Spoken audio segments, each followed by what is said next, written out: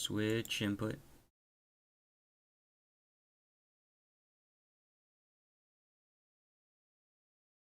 It's summertime, right? School's not in, I guess, unless you're doing like summer term.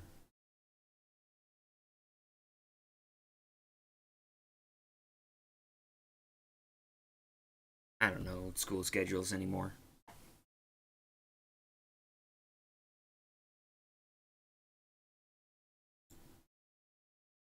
Come on, capture the game. Oh, that would help if I was telling I was telling my capture software to capture the game. Is it gonna do it?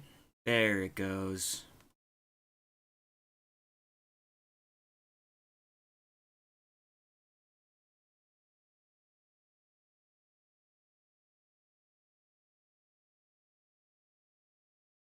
School certainly is. School always goes.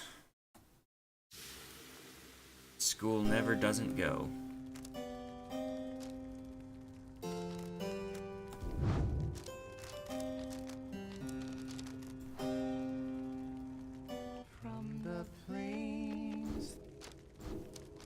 Alright, let's continue. This. Don't believe in school. You might wanna, if you're currently enrolled. Stay in school, kids. Don't be like me. You find everyone feeling rather miserable. You sense just being in flagging hands eats away at one's spirit. Only the empty Zoe seems unaffected. Most of your fellow exiles lose one hope for the next right. Oh, longer respawns. Good. A moment, reader. There are several courses we may take through the flagging hands. If you choose to prolong your stay, it may be worth your while. However, your companion's spirits shall likely suffer more.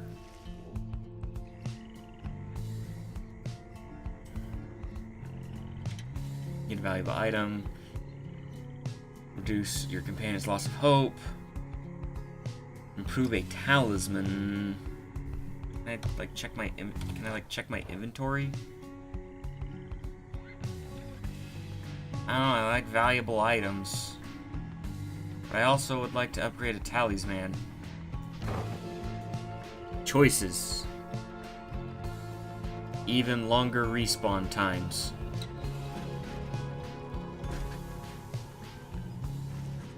The north route through flagging hands is dismal beyond reckoning. There's little talk among your group. You sense despair encroaching. Only Tizo seems unaffected. -1 hope. Suffer alongside them. Later, you accompany the lone minstrel in the pursuit of his task here. Speak not directly to the living shade and be true to your heart when responding to its inquiries, and make no attempt to look it in the eye. The lone minstrel offers these words of advice as you approach the burial mounds of Coldmoat, where many exiles of the downside see their final days.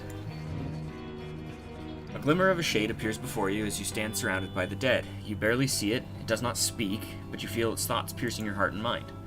According to the shade, the book you possess may lay some of the fallen here to rest. The shade leaves you to your work. You turn through the book, locating passages concerning freedom and spirit. You recite such words as seem best fit to each of the fallen you see. It is draining work. The shade resurfaces after a while. It leads you to a hollowed stump, then fades away. You find a Nox shroom worth $50. Thanks, buddy.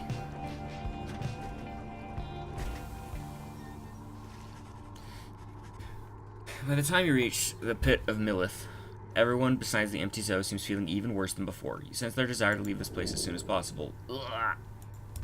That's not good.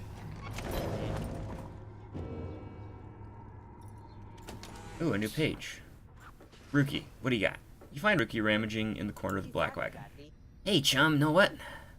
It's good having someone else around here besides those two. So come to think of it, something I wanted to get your take on. You have to promise to tell me honestly. Would you say... What I mean is, He hesitates, trying to find the words. Ah, look, what I'm trying to say is, you sense something serious is troubling him. He moves in very close, making sure no one else is in earshot. It's about my mustache. I've been getting some conflicting reports about it.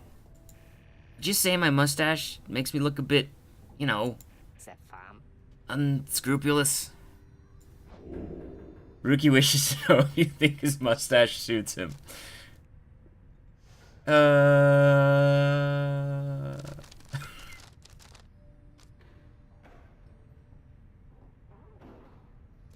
I think it fits him perfectly fine. You suggest Rookie's mustache looks perfectly fine. He grins wide at you. Ah, couldn't agree more, chum. I knew straight away that you're a real judge of character. Anyway, gotta check the wheels again for mites. See you around. He bounds off out of the wagon. Okay, Rookie gets one hope for the next right. Good. Great. Lore. The Empire's collapse. Words of Golgotha. It was not long before the Empire began to crumble. With my liege gone, his own country quickly turned upon itself. I must admit, this collapse had started long before the Emperor's disappearance. His decision to give chase after a myth hastened the inevitable. All the while, the rope collar stood by, awaiting such a time as he could rule in my liege's stead. He would be our people's savior. His first charge was to organize a search for the missing Solium Mur warriors, pathfinders, and scholars heard the call. Oh, warriors, pathfinders, and scholars heard the call and prepared to seek him out. Rope collar? Huh. Alright, cool. Lore. Alright, let's see what's up. You have 7.7. 12-second respawn. 6.3. 8 seconds. And 7.7. Well, I think Jodariel is gonna need to sit this next one out. Because 12-second respawn's good. It's a good amount. It's a good amount. Alright, Slug Market. Well, hey, you guys. You know, this place, lots of folks, not a lot of customers, know what I mean. Have a look around. Ah, more stuff. Yes, sell that. Grants the bearer +2 hope, grants the bearer +2 presence.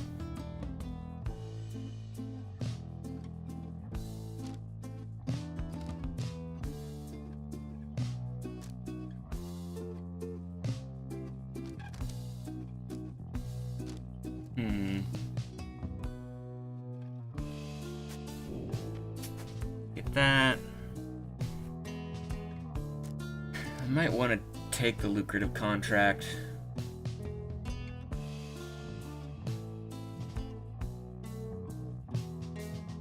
It'll pay for itself eventually, but it means I have to play very offensively and just like go for kills instead of scores.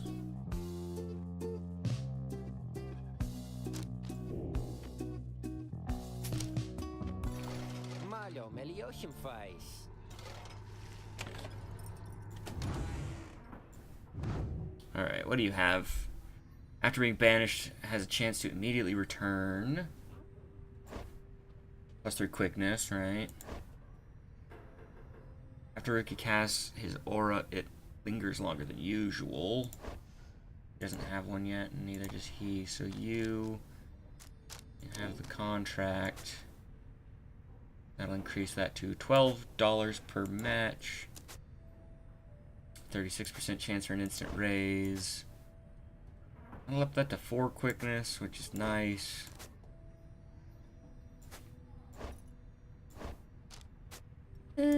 Sure. Put that there. I don't know what I'm doing. Commence the rite! As you make preparations for the coming rite, you wonder if the stars above will leave me visible through the dense fog hanging over the pit of Millith. Then, Tizot seems very concerned by something in the vicinity. The little imp disappears in a hurry. Oh, is Tizot alright? He was so frightened. He was not frightened. He was issuing a warning. Silence, everyone. Take cover. Jadariel makes quick note of several hiding places among the crags and rotted husks. You wait. Something about the place dampens your senses. All you feel is a creeping dread. Then, from the shadows, a writhing shape slides forward, its hulking form draped in raiments. The shape stops, slowly. Its head turns from one of you to the next, each in turn. Wise of ye to hide yourselves from us, little nightwings. Ye trespass on the resting place of the Astroborn. When shall ye see when we shall see when the stars muster the courage to illuminate this place. The creature vanishes into the dark, reconvenes. That was a bog crone. Serpentine creatures, native to the Commonwealth's southern bogs, widely feared. I need to turn down this volume because I think it's a little loud. Pyre. Turn that down a touch. There we go. That's much better.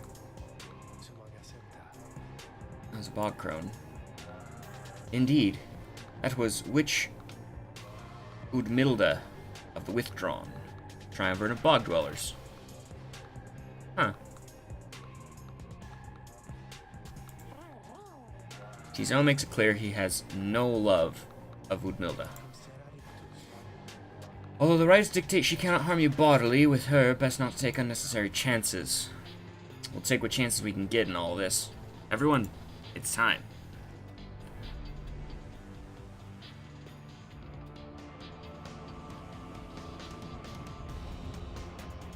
Sportsball!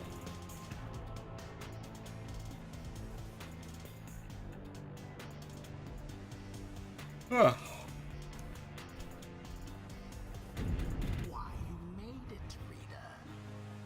Made it all the way to the detestable pit of Middle East. Doing so, of course, you have disturbed your ancient adversaries, the Withdrawn. The deranged witch who leads them has big plans in store, should she prevail in all this. Now, as you know, I normally would wish you a shameful defeat. But in this case, I wish you a little bit of luck. Let's see if I remember how to play this game. The crone Udmilla sees her companions gathered by their pyre. A little flame as shall never warm ye here, much less survive the night. Hear us, Islak, make the night wings suffer. Rookie trots forward from your ranks. Listen here, you old bag. You don't scare any of us one bit. You or your buddy Islak. Monstrosity described. Blah, blah, blah. Now, we doing this or what? The question hangs in the air for longer than is comfortable. Doesn't seem to have drawn Udmilla's attention, however. Rookie begins to squirm a bit. Then, Udmilla moves her slender fingers to her mask. Foolish. Islak shall grow. He shall consume ye. Ere your little flame has died, that we shall ensure. Udmilla slides off towards her followers. Rookie remains motionless for a time. Whoops.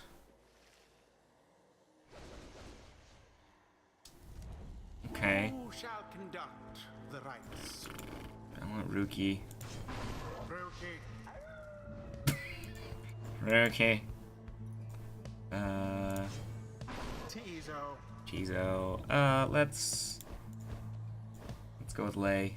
Oh, she doesn't have a buff. Actually, Jadariel, unequip that from you and put it on her. Lei. It is done. As the Ace grabs once vanquished Islak, so shall we prevail. Okay, lady, whatever. Also, your aura's weird. Now begin. That's the jump button. Oh.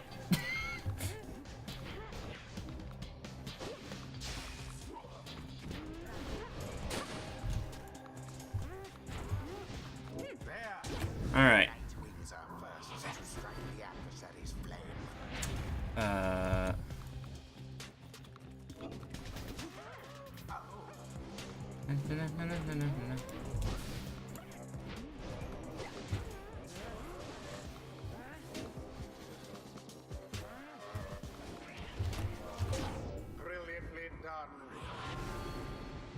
Alrighty, alrighty.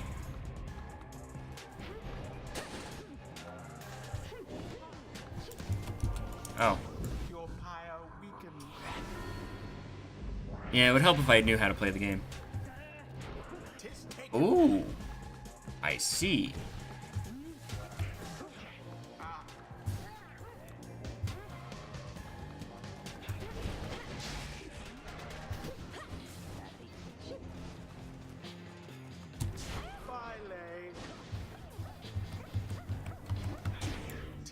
Takes the plunge. Thanks, narratorman.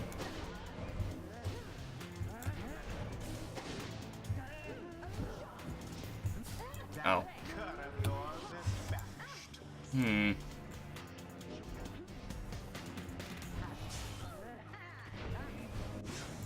Oh.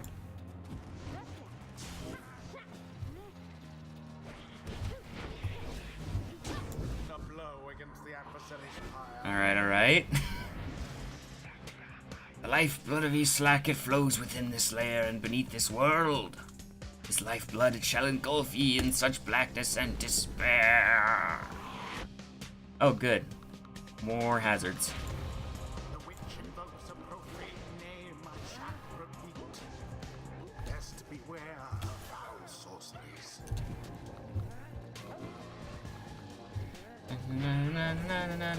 Ooh, ah, ooh, ah, ooh.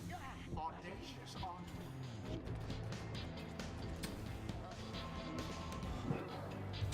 Did that one throw it in?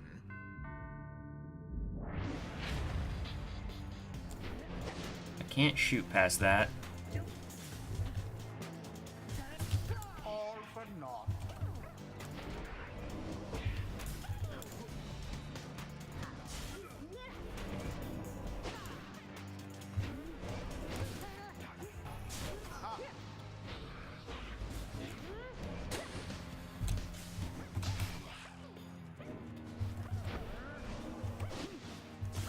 Na na na na na na na. Play by the book. Now end the ceremony.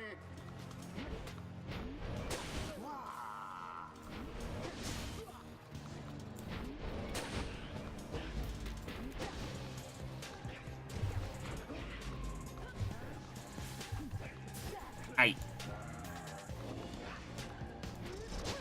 I thought they had you there.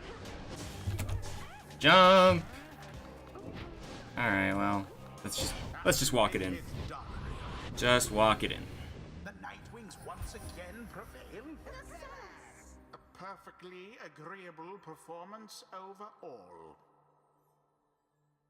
I don't think I got very many kills with little It's done. imp friend there. See those bog dwellers? They're just a bunch of hissy talk. Tizo praises everyone's courage against Udmilda and the Withdrawn. The scribes, they vanished Islak just as we prevailed tonight. Islak, we have failed thee, and the deed shall be replayed in blood. As for ye fools, ye shall be consumed and everything around thee, from the soil to the star. Boundless are the teachings of the scribe. Heyo, level up. Rookies not too old to learn new tricks. Master stronger and a little better looking too. Is there anything I can't handle? Alright, further aura casting. AoE banishment. I want that one. This is a double jump. Let's get that. Alright. Awakened in the moon-touched girl. Scribes, they whisper to me. They do, from time to time. Mastery for Lay. Alright. The brief charge up is greatly reduced. Flings the orb further. Taunting moves her towards the orb. Alright, cool. And when holding the orb, she doesn't use stamina. Good. The brief charge up before jumping is virtually eliminated. That might help a lot. power jumps further than usual. Slow aura when she sprints. If she is banished while jumping, she instantly returns to the origin point of her jump. Okay. So, jumping boost, or... I don't know what this one is, just more like utility in holding the ball. Let's go with the... that one. Until the stars align. During the night's positions, exiles near each other shall link auras. Linked auras are significantly larger. Cool. Having bested the Withdrawn in a convincing manner, you and the others have some moments to recover from the ordeal and relative safety of the Black Wagon. So, when can we get out of here? What, Greentail? Had enough of Udmilda's hospitality for the time. No, Jody, yeah, thanks, I'm good. The Reader and the stars will point the way, as ever. It's just, so far, we've kept going on north. That's the case again this time. The Sea of Solace spreads north and west from here for untold leagues. I could not tell you when last a vessel dared to sail those waters. Tizo asserts himself during the conversation. What is the matter, little one? Tizo is trying to get you to come look at something outside the wagon. Reader, please go see what he wants. You excuse yourself and follow the imp into the dark of night. You find Lay and the Lone Minstrel already gazing up at the stars. Can you not read the stars yourself, then, Mr. Minstrel? I fear it is not so simple as matters of can or cannot when it comes to me, Lay. We shall see what the Reader has to say, for this is his charge. And here he is, in fact. Thank you for fetching him, Tizo. Tizo is happy to have obliged the Lone Minstrel. Reader, it would seem the skies have cleared to some extent. Please, look upon the stars and see where they compel us to go next. Seek now your destination. Well. Aureus, the Azure Star. You are not permitted to conduct the next rite here? What? Come on, I want to conduct the next rite there.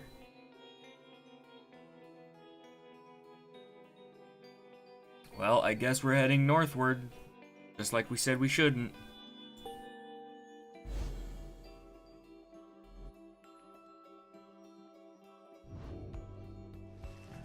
The rites beckon you still further north towards the middle of the Sea of Solace. That's not good. You're joking, right, chum? Does the Reader seem the joking type to you, Greentail? We do not argue with the stars. You talk like we can just ride straight out into the water. Pardon my interruption, though perhaps we can. Say what? My client, Sandalwood. He has a way of anticipating such eventualities. West of here lies a place called Big Bertrude's. The proprietor is an old companion of his. She may be able to assist us. Edwin's smile returns. That sounds like our best shot right now. Let's pack up. Move as soon as possible. Minstrelman, what do you got to say? Greetings, Reader. It is good you are here, for there is something I wish to tell you privately. Do you have a moment? I shall not keep you long, though I know your time is precious. Sure. You bid him to continue, making clear your interest in whatever he has to say. Very well, and thank you for your time, and I should further note matters that pertain directly to the rites I must reveal to you alone, for thus I am obliged. In any case, when you confronted the Withdrawn and the witch Udmilda, you might recall that she tended to invoke a certain name. Islak the Astralborn. I hesitate to say it even now. You would be forgiven if you took the ravings of Udmilda for mere nonsense. However, her words, as it turns out, ring with a certain truth. Before the union of the 8 scribes, when they first found themselves here in the downside, this land was even less hospitable, if that can be believed. It was ruled over by the greater titans. The one called Islak was the eldest and most fearsome of the lot. Just the same, the scribes managed to defeat it. They later used Islak's own hide and ichor to bind the Book of Rites. However, Islak did not truly die, for by some accounts it seems to be incapable of death. The creature is regenerating even now, though very, very slowly. Its vow is to devour this land and everything in it. Only then can it return unto whatever plane that banished it to ours. So, in a way, it is in exile, just like you.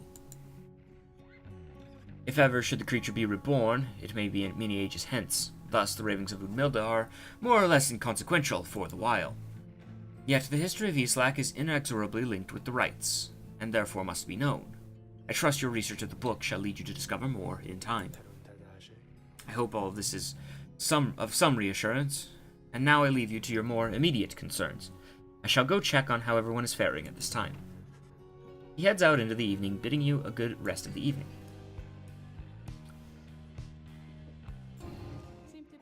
What brings you to me this time, dear reader? None of my exiles are worthy. What's on your mind? Are you sloshing all the way across the flagging hands right now? Hideous place, or so I understand. For I can neither see it nor experience its wonderful aroma, as surely you can. Although perhaps you're accustomed to it now. The Nightwings of the past misliked the place, of that I can assure you. We share a common misery. Now, please leave me to mine, unless there's a service you require me to render at this time. Bye, Sandra. I just want to be friends. Alright, let's head to Big Bertrude's.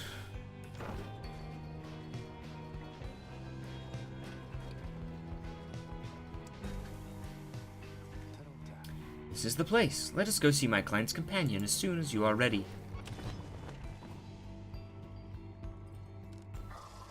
Big Bertrude's is a sickly gathering of bog dwellers who stay within the shadows. You can feel their eyes surveying everything. The lone minstrel steps forward.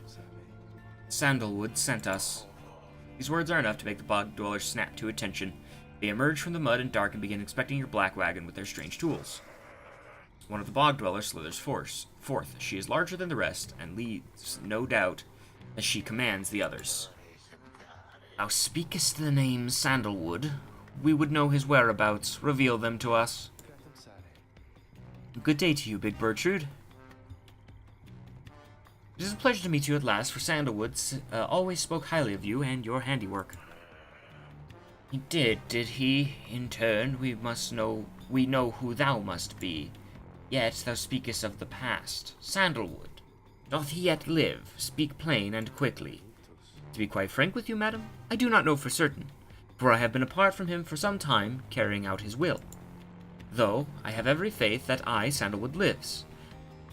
As for his current whereabouts, I understand that he awaits us somewhere near Wakingwood, beyond the waters. We wish to seek him there, though, as you can see, our wagon is ill-suited for the task. One called Bertrude frowns at this, studying the lone minstrel all the while. Indeed. Then leave us, return at dawn, that is all. By your grace, Big Bertrude. Bertrude. The lone minstrel turns away, but Hedwyn stops him. Hold on, you sure about this? Leaving the wagon in their care? All should be done in accordance with my client's plan. You keep calling Sandalwood your client. He must reward you well.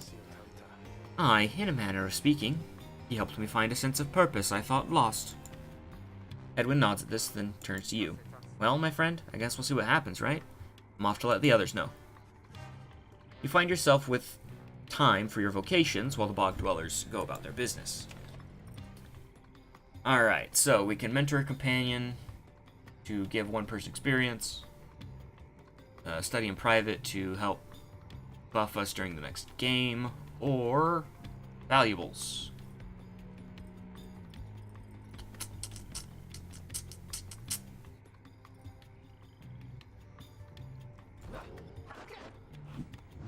Who needs experience? I think Lay or Tizo. Hedwyn could use some. It'll probably give him a level. Lay would not get a level.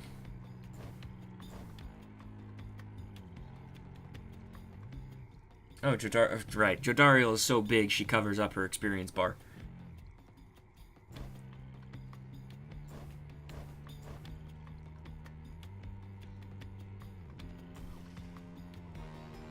Tizo is pleased. to go over the finer points of the rites with you. You sit down with Tizo and go over some of the subtler aspects of the rites, such as the state of banishment and how to return from it.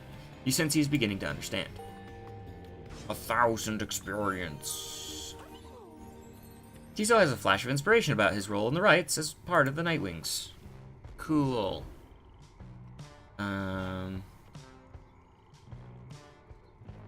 What was that one?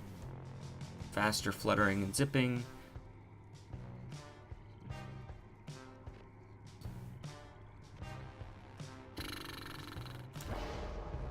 Wider range.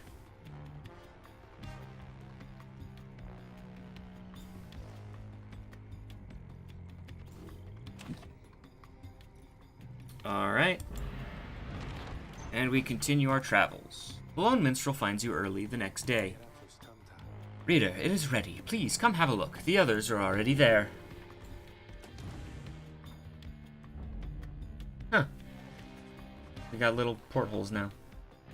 The wagon appears different now than it did even a day before. The hull is fully sealed and reinforced, and all manner of nautical equipment adorns the port side. Wow. You people seeing this? I'm gonna have a look around. The wagon should be fit for sea voyage. Let us depart at your earliest convenience. What about Big Bertrude? She appears as if on cue. Tells Sandalwood he owes us twice over. If I may, Big Bertrude, you could tell him yourself if you wish to accompany us in our voyage north. Our group would welcome someone of your vast experience. Dare thee make flirtations upon us? No, enough. But should ye see that Sandalwood, tell him also to come and visit us again. Now be gone from here and tell no one that we were paid in favors. She slithers off without another word. Soon the lone minstrel breaks the silence. We are fortunate that she assisted us, but we should go, just as she said. I know the navigational controls, and shall explain. This is so exciting! I don't know how to swim! Tizo seems to share Lay's enthusiasm for heading out to sea. I'm beginning to feel ill already. Set sail!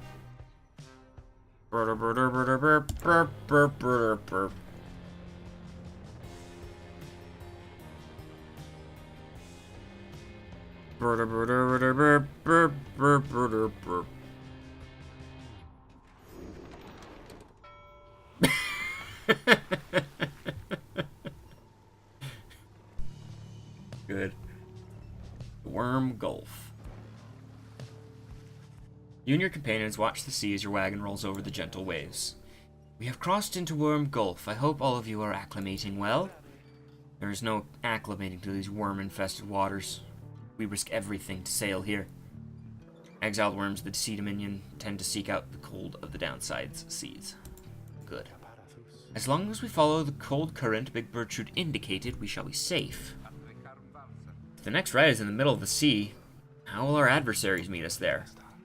They shall find their way as we find ours. It is all part of the scribe's design. Now, reader, please confirm the next point on our sea journey. We seek the Hulk of Oars.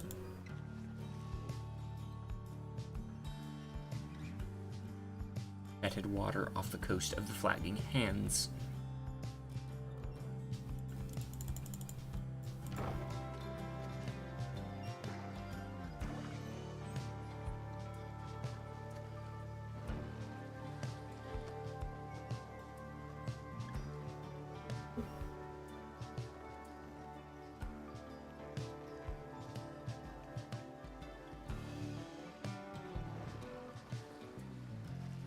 The wagon continues rolling gently across the waves, which seems to you a welcome change of pace, after having come from Flagging Hands not very long ago.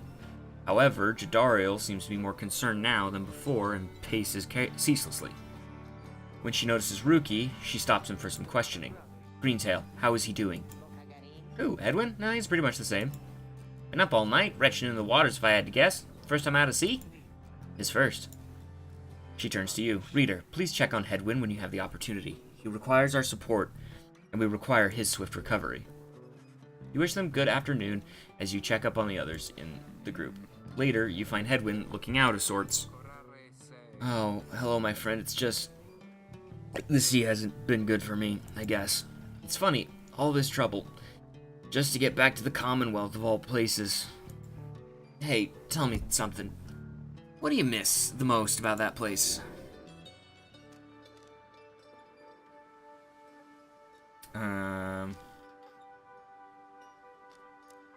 Perhaps the food. You confess to him that what you miss most about is Commonwealth cuisine, not that you often got to eat your fill of it or anything. The food, that's a surprise. I always thought the food was terrible. I hope you're not offended. You just think maybe you haven't tried real food. One day, if we luck out, find ourselves decent ingredients, I'll cook something for you, okay? Anyway, I'll be fine, I think. Oh, hey, Bean, how you doing? Thank you for checking up on me. You sense he wishes to be alone. There is not much else to be done for him now. May he soon get well. I'm sorry for my interruption, reader. Please again confirm the next point on our voyage.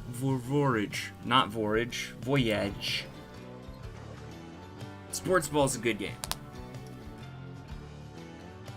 Although I'm bad at the actual sportsball part of this sportsball game.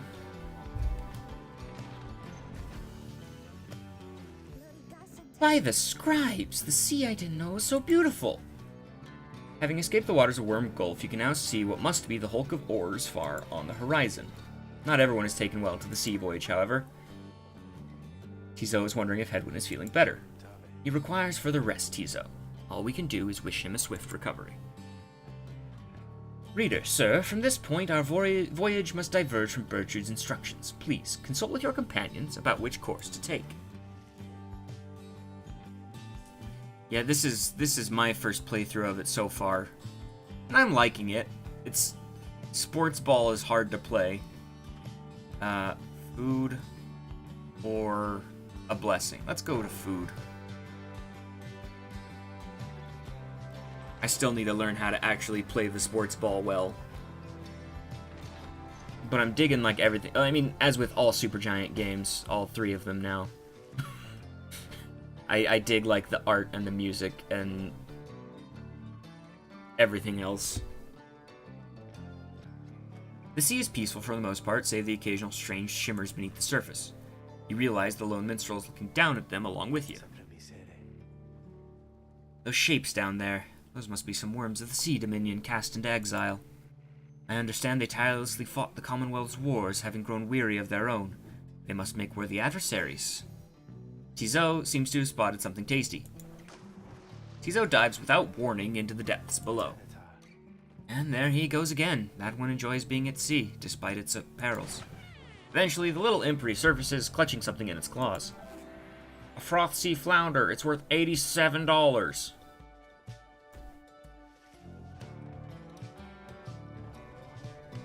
Yeah,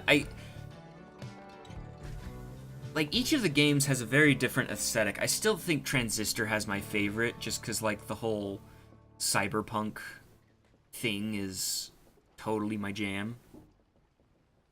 But this game just looks real pretty. And Bastion just looks real pretty. It is amazing. At last you arrive at the Hulk of Oars after journeying across the sea. It seems the next rite is to commence here soon, though there is no sign of your adversaries. Yet. Uh-huh. Bing. Okay, so we've got some, like, fish. Tap on the glass.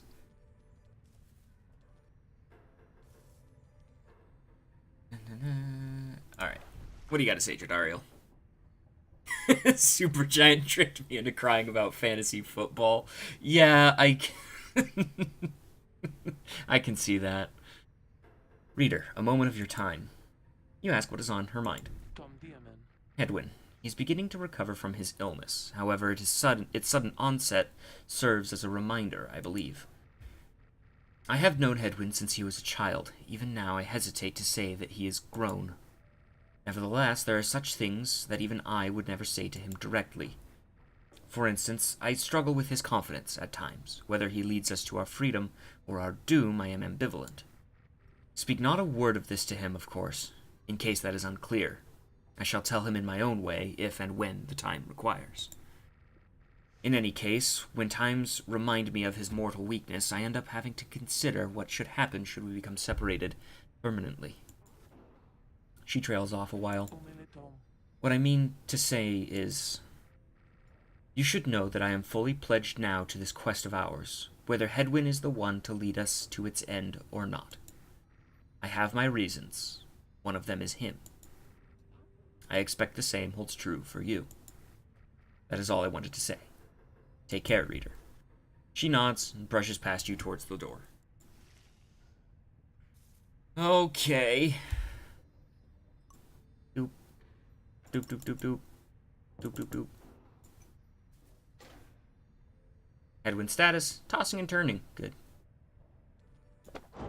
Do I have more lore? I get to read more lore! Down the river, in the words of Golgothanian, the Master General. The Emperor, Solium Mur, knew naught of this, of course. His expedition yielded not the treasure he desired, but brought him closer to his country than he had ever been before. As he traveled down the river Sklorian, in pursuit of greed, he found instead an inkling of shame. He saw the sunken faces of his people, heard their words for him. In time, he could not ignore it, and it proved more than he could bear. The river finally claimed him, his belongings, and his retinue. Once the people heard, I understand they cried with joy. Perhaps he ought to have perished, but the mercy shown to him is, I think, is what transformed him.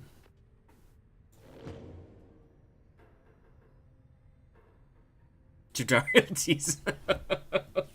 Reaper X player. Jody's throw rug. Ding, ding, ding, ding. Alright. You are too ill. Curses.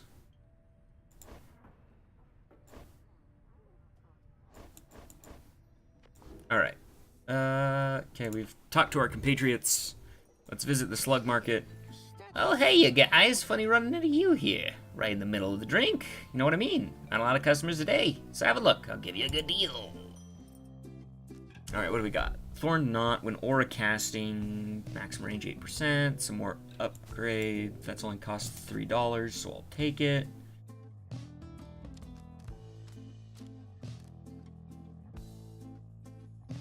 I wonder if this is used for anything other than selling. The deals, Goblin!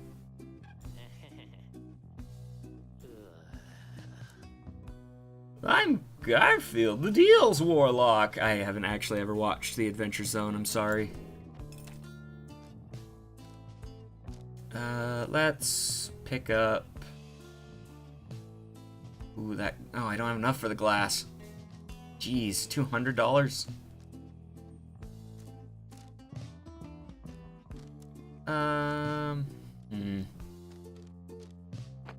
Pick up the presents. Rock.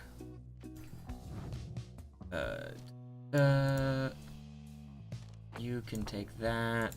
Jody can have the quickness charm back. That doesn't do anything. Nailed it anyway. That doesn't do anything. And I'll let him give me more money. And this is a 10%, 20% boost.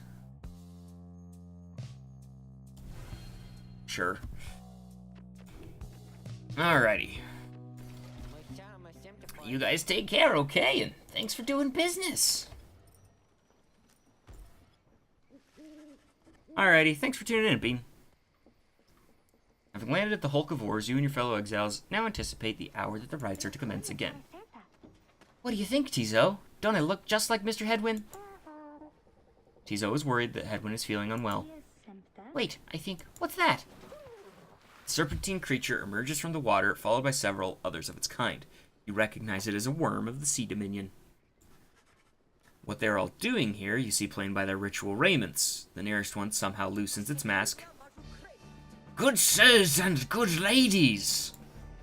So it is you that heed the summons to glorious competition against this knight and his brigade! Oh no. Oh no. Well then, let us do battle now without delay. More than our freedom is at stake here, but our very honor. This knight fully intends to reclaim his. Oh, and lest this knight forget, He is called Sir Gilman. He salutes you on behalf of the Pyre Hearts. Until the contest. Oh, man. He splashes out of view just as the stars above begin to shimmer with strange light. Oh, hey, Dallin. How you doing? How's Warframe?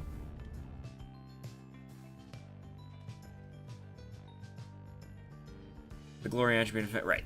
Gotcha. At least I think I saw you playing Warframe. I don't know. Even the vastness of the sea was not enough to thwart your coming here unto the hulk of Ores. Oh. You would be Ores? wise not to underestimate your adversaries here, despite their pitiable look. I am, of course, referring to the Pyre Hearts. At work and bored. These rights Good, are but good. another war to them, and that makes you How has Destiny 2 been? Like, I never bought the expansions for it, because money. But I heard that, like, the game kind of went downhill with the expansions. Like, there was a lot... I mean, people find things to complain about with every video game they play, but, like, there were a lot of people complaining about Destiny. I thought it was fun for the first little bit, and then I got to the end of the main story and was like, oh, right, now I have to grind. And then the first expansion came out, and I'm like, oh, I can't actually do anything now because I need the expansion to keep playing the game. And that's my story with Destiny. Your fellow exiles are gathered on the rotting deck of the Hulk of Horus, and your adversaries clamber into view. Rookie paws up to them. Say, what are you worms even doing here? Can't you just swim back to the Commonwealth or the Sea Dominion or wherever it is you're from? Ha ha! An excellent point. It seems that these adversaries in the rights are clever, wouldn't you say, sire? Just get rid of them already, Gilman. As your commanding officer, this knight hereby commands it. Hark! This knight wishes to introduce his noble commander. No worm knight in history has withstood as many frontline battles. Doff your helm, sire, as is our custom. May our adversaries tremble at the sight of you. Sir Gilman attends to his commander's mask despite his protests. Wait, give this knight his mask. This knight hereby presents you, Sir Deluge, a noble visage, is it not? Alright, that's good. He is a petty worm knight of the Sea Dominion. Sir Deluge trembles and squirms. So, yeah, you can swim or not?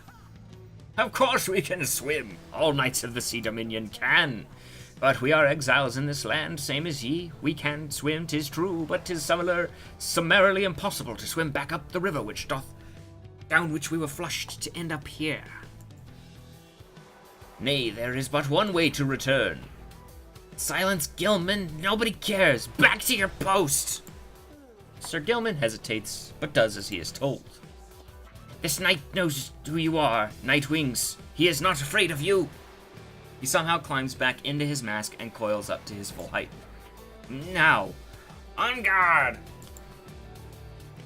The exiles of the Worm Triumvirate take their positions as you focus on the Book of Rites. Okay. Hedwin's illness means he cannot help us here. He shall be counting on us. Who shall conduct this rite? I want Jody. Jodariel. I want Tizo. And do I take Lei or Ruki? Might need Ruki's speed. And Lei is just kind of hard to control because of her, just the way that her sprinting and jumping works. I have trouble actually, like, controlling her. So we'll go with Ruki. It is done. No way these Worm Knight bozos are faster than me. Gilman, status report. What is the enemy's position? They now stand ready to confront us, sire. A very brave triumvirate they seem to this knight's eye. Brave? Air-sucking monsters one and all. Pyre Hearts, be ready. I don't even know what voices I'm doing for these things. Commence.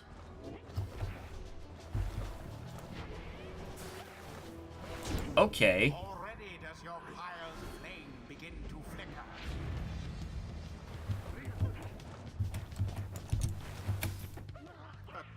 water to drive. Onward thus to greater glory. Both triumvirates are equally as close. Glory to the scribes. Perhaps you are worthy. Gilman caught out.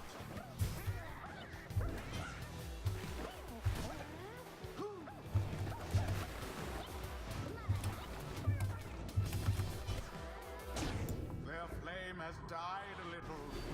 I really like Tizo. He's got a lot of mobility. Gilman, your form is sloppy. Fight them as though your miserable life is on the line. Your words do wound me, sire. This knight gives every right his very, very best. Though perhaps we do have much to learn from such a brave triumvirate as the one whom we now face. Whose side are you on? Get out there and vanquish them at once. Our adversaries stand divided. Let us take advantage of the opening. There seems to be dissension in your adversary's ranks. 'Tis little wonder these fools in the name of Solium Myrrh. Now go on, just once more.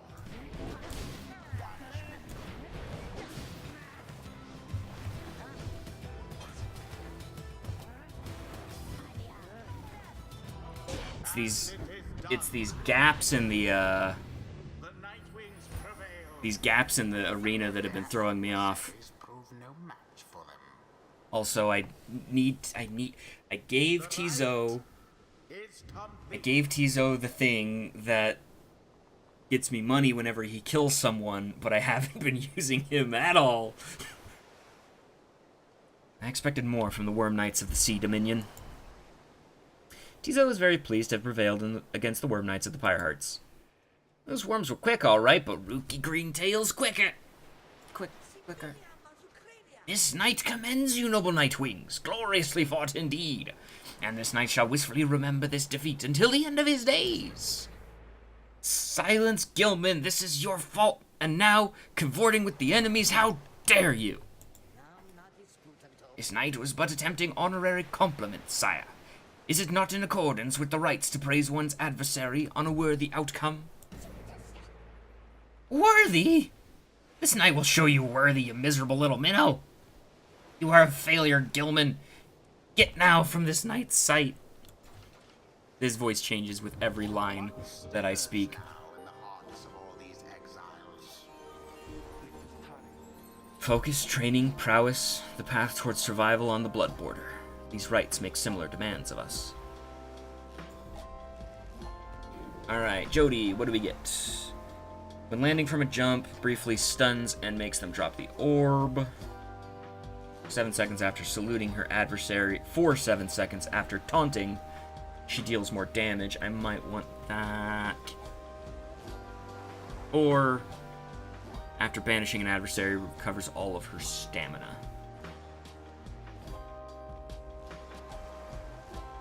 Then I have to taunt. And I don't know, like, how taunting works in this game. So let's just take the more practical one.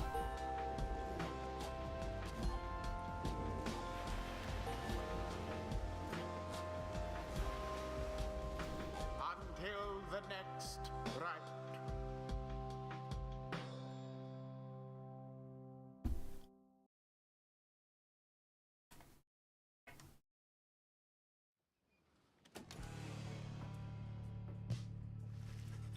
After overcoming the Pyrehearts in a rather one-sided contest, you last return to the wagon with your companions. There's little discussion of the Pyrehearts, who seem to have already swam off towards wherever the next stars directed them. Instead, your fellow exile's attention turns toward your companion, who is absent for the rite. How is Hedwyn? The lone minstrel makes a sound, but no words form as yet. Something is troubling him. I urged him to remain bedridden. And he simply would not listen. I am very sorry, but... Wait, what? Everyone stares at the lone minstrel in stunned silence. The lone minstrel breathes a heavy sigh. But then... Hey, what's with the long faces, everyone? Minstrel! I should wring that neck of yours. I was attempting to explain, Hedwyn is already up and about, despite my having strongly recommended further rest. Those that are unaccustomed to sea voyage and take ill, they are very likely to experience further symptoms if they do not remain bedridden, or at least sedentary. Hedwyn is running a considerable risk of having to spend another night in great discomfort. What are you, a doctor? Nay, although I traveled once with one, extensively. Look, I appreciate your concern, Tarek, but I'm pretty well accustomed to discomfort here, and I had to see how things turned out tonight. I haven't had to stay out of a rite like that before. So, you are back among the living then, Hedwyn. I was just seasick. Nevertheless, your full recovery requires rest. I think we could all use some rest after tonight. Anyway, thank you, everyone, for your concern, and I'm sorry that I worried you or caused you further burden. He turns to you. My friend, what do you say we figure out where to go next? I'm beginning to miss being on solid ground. You follow him outside where the night sky awaits. Hey, I wanted to thank you for conducting the rite back there without me being there. I could rest easy knowing you and the others would get through it. Anyway, I'll leave you to your reading. Can't begin to imagine where we'll be off to next. We're well past anywhere in the downside I've ever been. Even Jody hasn't gone this far. He bids you good evening, and you turn your attention back to the sky. There's a lot of reading going on. More northerly. Black Basin.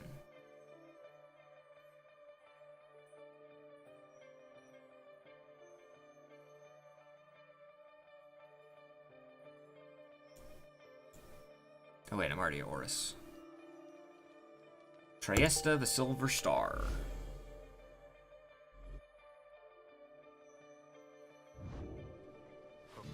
Still further north, then. Not simply north. This shall prove difficult. What's the problem? Our destination is beyond the deathless Tempest. A vessel such as ours has little hope of traversing it intact. Can't we go around it? Given our confrontation with the Pyre Hearts, our chances back in worm-held waters would be even worse.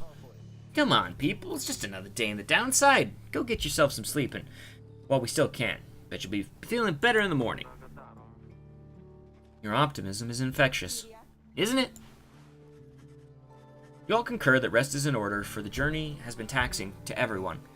Come daybreak, you shall have to find a way to sail past the deathless Tempest.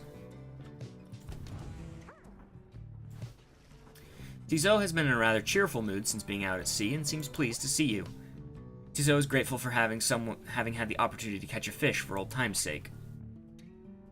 Tizo is asking if you want to know why he loves fishing so much. You sense his inquiry is rhetorical in nature, so you anticipate his response. Tizo loves catching fish because he hates them and everything they stand for. Everything those fish stand for. He has devoted his life for the eradication of their kind ever since they killed his family.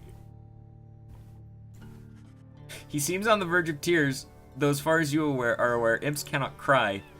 He leers at you, eyes wide, expecting a response. It seems he told you a joke. How to respond to Tizo's attempt at humor.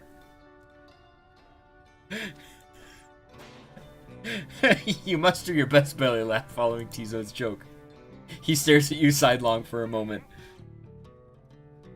Admits the real reason he loves catching fish is because Falcon Ron pays a lot of soul for them. He snickers back at you and bounces off. Fish killed my family. Ruki is splashing around. Jody is searching for food. Hedwyn's doing the dishes. Lay is calming the imps. Wow.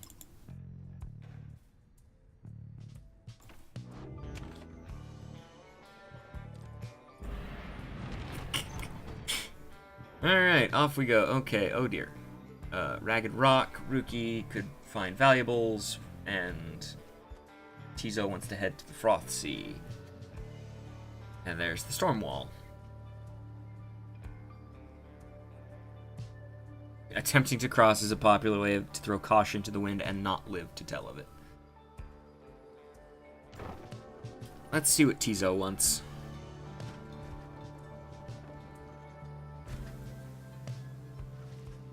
The imp Tizo has been much more animated even than usual. What is it, little one? Tizo seems to think something delicious is in these waters. He keeps on screeching. I don't think I've ever seen him like this. Wait, what is he?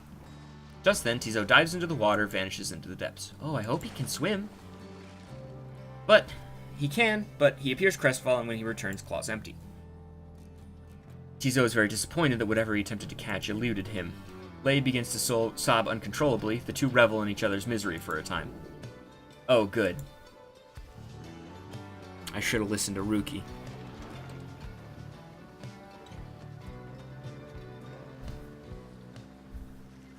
Your companions look upon the deathless tempest. The stars demand you sail beyond it, yet the very thought is beyond reason. Then, something in the water nearby stirs, and from it springs something familiar. Hello, good ladies and good sir. I can't do that. I can't do that voice for much longer. This knight beseeches you to hear him, if you please. What is it now, worm? The rites are ended. We have no further need of you. Oh, but you do. And in turn, this knight has further need of you, good lady. Out with it, then. Let us be joined. Let this knight join you, please. Can you believe this, Hedwyn? Not really, no. Nay, look ye not so surprised. Your valor and the rites did stir this poor knight's soul. He swears to you, upon his long-lost honor as a would-be knight-errant of the Sea Dominion, that he shall serve you to the end. What about your other worm friends back there, the Pyre Hearts? They are base cowards! This knight can no longer abide such spineless characters, having witnessed true glory in our clash upon the Hulk of Ores. Never before have we been trounced so thoroughly. And furthermore, this knight shall aid your passage in through the deathless tempest. Is it not so that you seek passage to the north? With this knight's aid, you shall achieve your wish. Sir Gilman continues to persuade you for quite some time. He seems to know a way to cross the storm through some long-held secret among worms exiled to these waters. Jadariel pulls you aside after Hedwyn gives her a look. Are you most sure that Sandalwood would want this thing along? Mostly sure. Sandalwood wants someone for each mask, and this one seems about as good as we're gonna get. Jadariel glowers back at the worm, who tries his best to look presentable. Hedwyn is more gracious. He tells Sir Gilliam that if he promises to help you cross the Deathless Tempest, he can come along for now. This knight is overjoyed, and he hereby swears to see you pass the storm. Though first, the knight requires your consent. Give unto this knight your blessings in the name of the Night Wings, and thus shall he go forth. Beg pardon? Yes. As you begin to say something in response, Sir Gilman cries out in triumph. He vanishes into the depths, yet through this close encounter with him, you cling to some sense of where he is going and what he intends to do.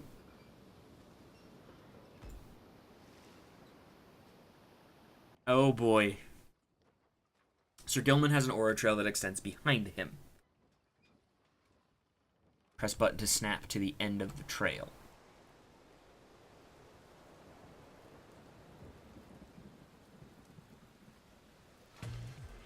Determined to prove himself to you and the Nightwings, Sir Gilman emerges somewhere in the outer reaches of the Sea of Solace and calls out to you. Mr. Rita! Master Rita, if you can hear this, then... He implores you now, lend him your guidance. This night's objective ought to be not far east of here. Today, we shall bring peace to the embroiled sea. Know, however, that among this night's brethren, the actions we are about to take are highly forbidden. But they are highly just. Sir Gilman sets forth to quell the storm that rages to the north. Traverse the reef. Alright, so jump.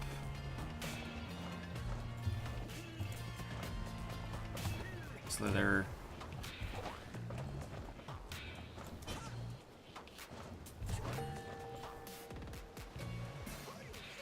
Hark! Yonder lie the foul spawn of unfathomed plurness, boiling the seas with their wrath.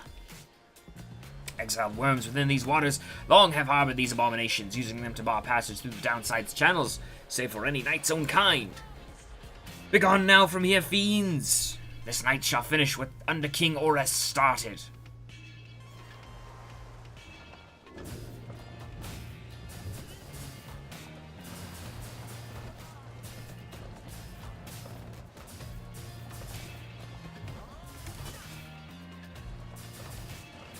That's interesting.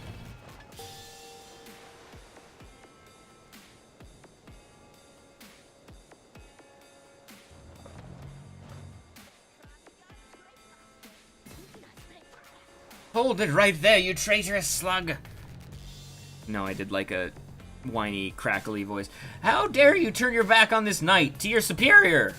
Superior by rank no longer, for we no longer serve the Commonwealth, last this night checked. Here, you hold no sway over this knight. Now what have you done to the spawn? Have you no honor left at all? This knight has done that which required doing. His honor cannot sink much lower anyhow. He figured this would be an ideal time to free himself from servitude to you. Why you? You dare to staunch up the Tempest for those Night Wings? Good Sir Deluge. This knight was born to dare. Alright, enough of that. Now come and fight this knight if you so dare as well. Pyre Hearts, banish him, that is an order.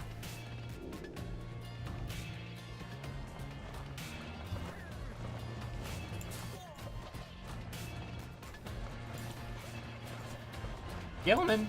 Gilman! Oh.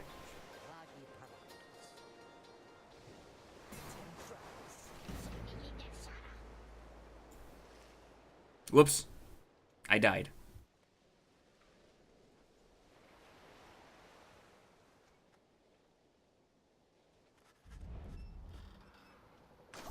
Hail!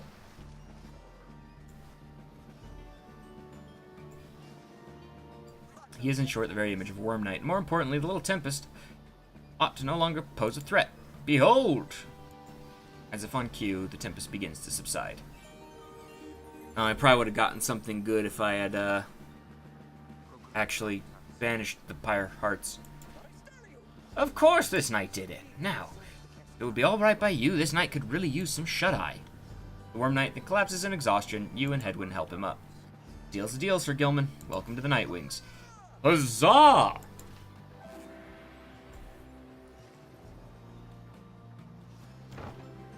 Alrighty.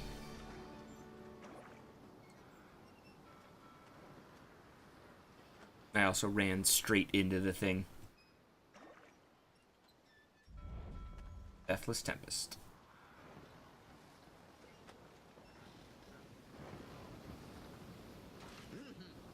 With Sir Gilman's aid, you managed to breach the Tempest. You were true to your word, Worm. I shall give you that. But now what? We're stranded in this cursed storm. A most excellent question, and from one most fair. Call me that once more, and I shall tie you in a knot. Ah, and from one most spirited as well. This knight was wise to side with ye.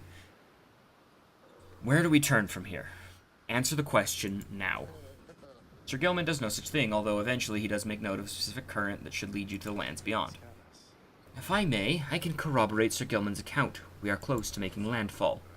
Then let me be the first to say, let's go. Through the Sea of Solace. Say, Tarrant. Aye, Rookie, what is it? That lute you're always carrying around. You know how to play that thing, don't you? Why, I suppose I do. Good, 'cause I was thinking it's a little gloomy here, and we could use a little tune to lighten up the mood, know what I mean?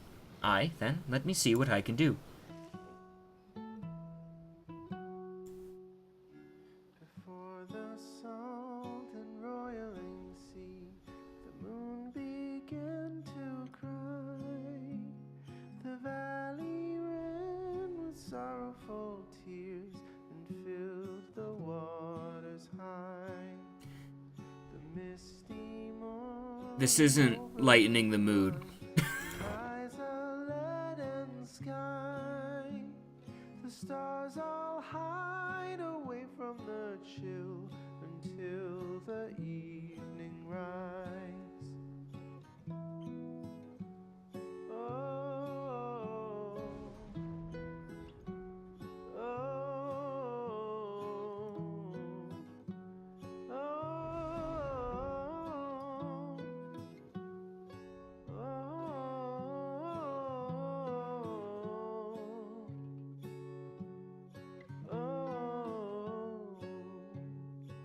This really isn't lightening the mood, my dude.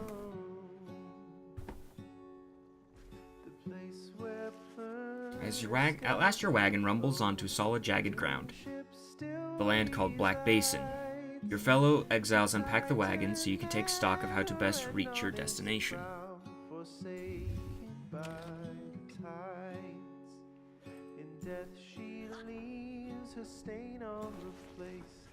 You approach your gillman, who must have just finished practicing his fencing maneuvers. He regards you with his single eye. Hail, Master Rita. This knight is determined to train harder, having joined the famous Nightwings. He shall ensure this triumvirate continues to live up to its most feared reputation. It is such an honor, and this knight has a great deal of honor to regain. Having fled the Pyre Hearts, this knight fully knows to expects now to conduct the rites in a most honorable fashion, to the fullest letter of the law, described within the books. Some triumvirates this knight has met, and perchance, mentioned by name, they are inclined to bend the rules a bit, sometimes a lot, and to prevail by any means they can. But this is wrong. The exile who refuses to obey the rites, as they are written by under King Oris and his 7 friends, deserves neither his honor nor his freedom. Thusly, does this knight have confidence that the Master Rita shall resist any temptations to conduct the rites in any underhanded fashion. Now, then, this knight must undergo a thorough cleansing, having trained unto the point of foulness. So please excuse him, Master Rita. He slithers off, humming some sort of chivalrous tune.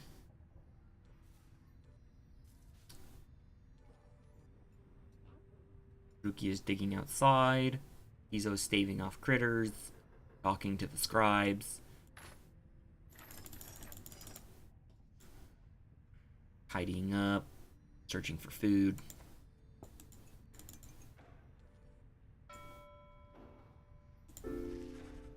Balloon missiles. Alright. This is, the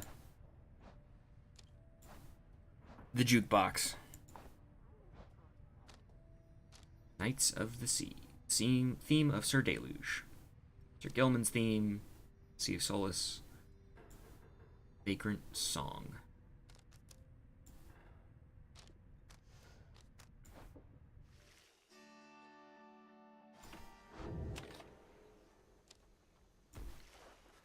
You find that Hedwyn has asked for several volunteers to scout the area and report back. Alright, everyone, don't go too far and let's meet back by dusk. Please use caution. The exiles dwelling in these lands are, well, rather territorial. For your part, you remain with the Black Wagon to keep watch. You see occasional dark shapes soaring across the sky, but none of them draw near enough for you to see any detail. Eventually, your companions make their way back and everyone arrives as planned or earlier. Hi everyone, I'm back! I have come back! They returns from the east with little to report save for word that the glowing molten rock there is very, very hot. This knight yet lives, although he has little else to report. The newest member of the group, Sir Gilman, returns from the northern pass visibly shaken. He appears to have discovered an intense fear of heights. Tizo wonders whether any species of fish live in the pools of rock nearby.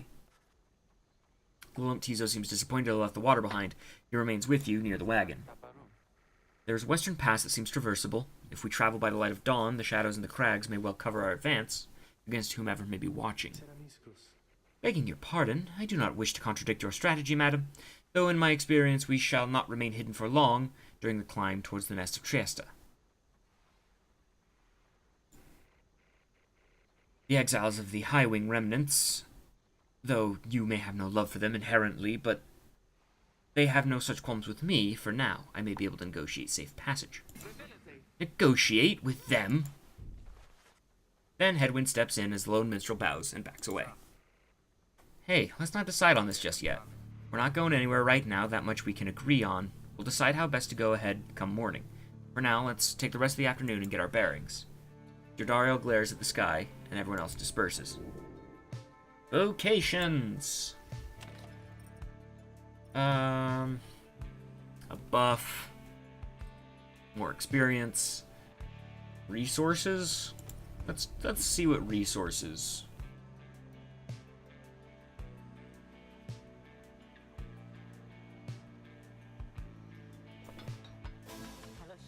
Well, chum, had enough scrounging for one day. Usually there isn't much. If you never look, you never get. I believe you me, it adds up. Ooh! +6 thing of Stardust.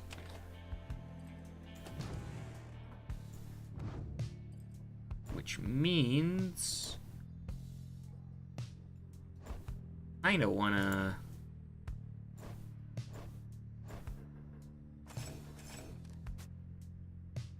buff this.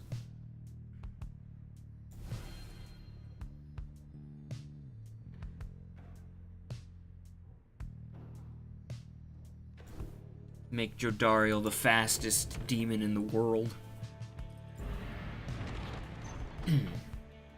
Alright, so Black Shore.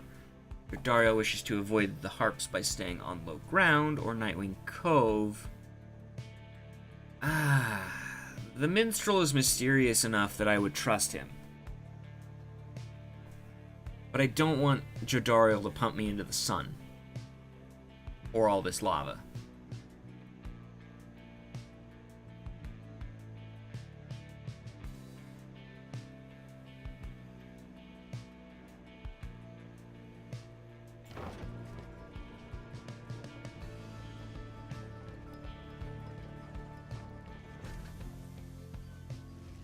The shattered lands of Black Shore prove difficult to traverse for the Black Wagon. Jodariel searches for a solid path forward, to no little avail. Fie on these blasted lands. How are we to proceed through this? Perhaps I may be of some assistance. This place is not so unfamiliar to me, nor are its hidden denizens. Please remain with the others until I return, madam. I shall not be long. The minstrel disappears into the cliffs before Jodariel can protest. In the meantime, you continue to keep watch, sensing unseen eyes. The last time this one disappeared on us, we searched for him for days. But this time he soon returns. I have secured safe passage through the nest of Trieste. We may proceed. Secured safe passage with whom, exactly? Just then, a winged woman dives down from the sky. She looks Jodariel up and down, and then she soars away without a word. The lone minstrel says nothing more either. Jodariel's scowl deepens. For centuries, the Commonwealth withstood the Highwing Remnant's treacherous assaults, thanks to soldiers such as she. Oh, good. Oh, good. I feel like that was rigged either way.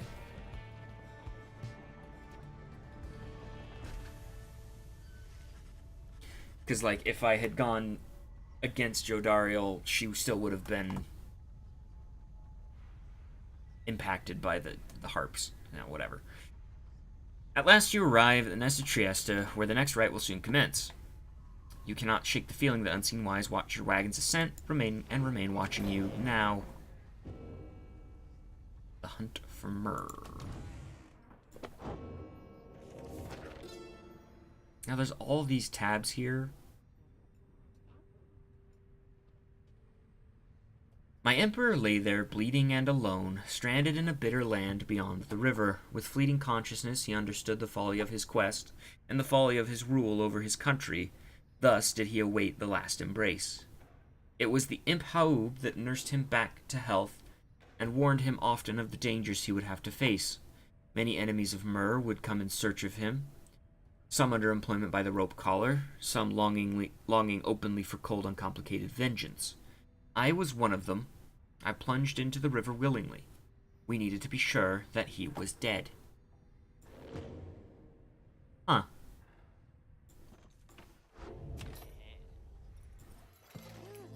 Oh, hey, you guys, what brings you all the way out here? No, don't tell me. I don't want to know. All I need is you got the best deals in Downside. Any adversaries take longer to return. Okay.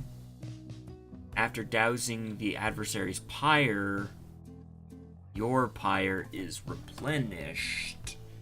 I like that, but that means I don't know how much that'll actually, like, do. It means I need to get a lot of small hits to get the maximum benefit, but I don't like going for a lot of small hits. I think I'm good for now, Garfield.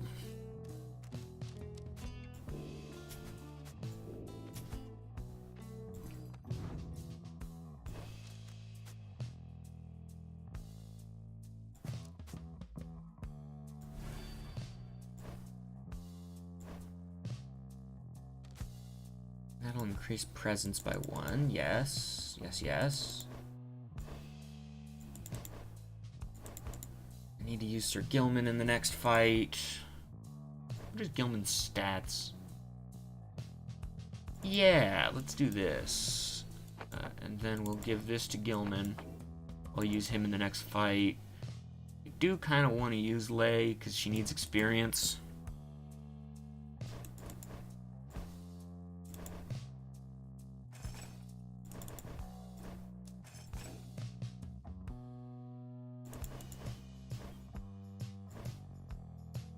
And Hedwyn needs experience too.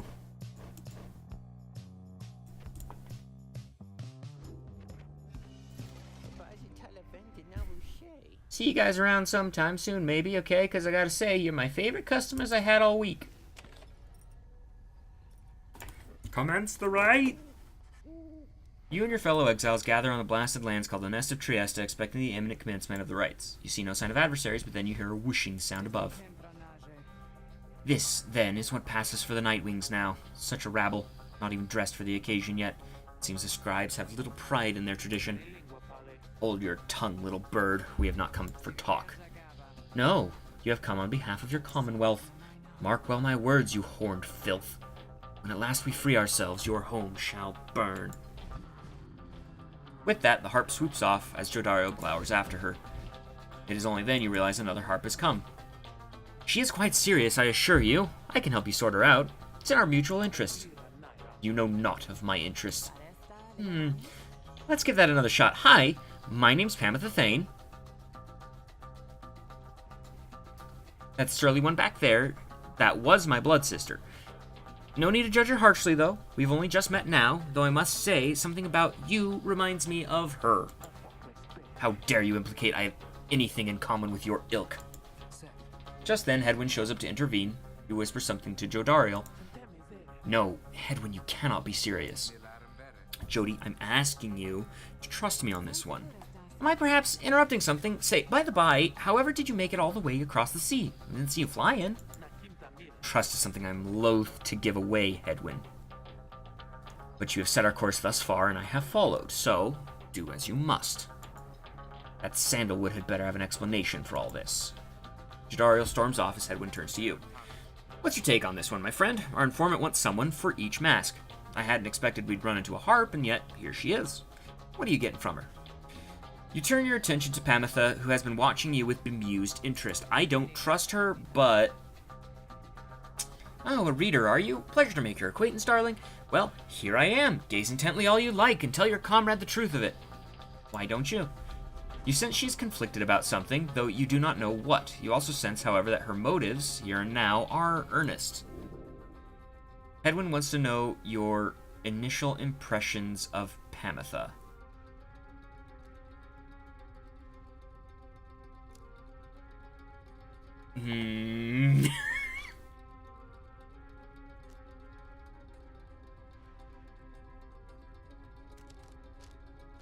I don't know, actually. I actually don't know. You tell Hedwyn you cannot adequately judge Pamitha just yet. While you have certain reservations, you defer to him on what to do. I understand, my friend, and I appreciate your backup on this one. After all, above all, I need to give Sandalwood the benefit of the doubt, which means doing the same right now for Pamitha. We've come this far thanks to a certain faith, and right now it's telling me to take her with us, even though Jodario isn't going to like it. He then turns to Pamitha. I'm Hedwyn. We'll accept your offer on 2 conditions if you'll hear me out. Conditions? Why, sure. I love a good condition or two. First, after we're finished here tonight, you come along and make sure that your blood sister and her friends don't give us any trouble when we're headed out. Second, you'll have to find a way to get along with Jodario, whom you met earlier. Brilliant! I had no plans to stick around here anyway. As for your demon friend, no doubt we'll get along famously. Now, I don't suppose you have an extra set of raiments I could use, because I think the rite is getting started. You look up and see that she is right. Pamitha Thane has joined you. She has a score to settle. Okay. Okay, yeah, sure. Bird Lady, get in.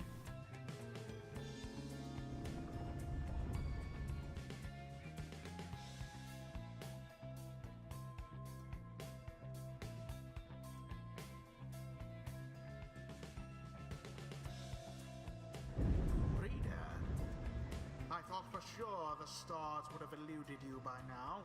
Thanks, Squidward. Yet here you are, somehow, upon the nest of Triesta. And you've swelled the ranks of your triumvirate not merely with another, but with two.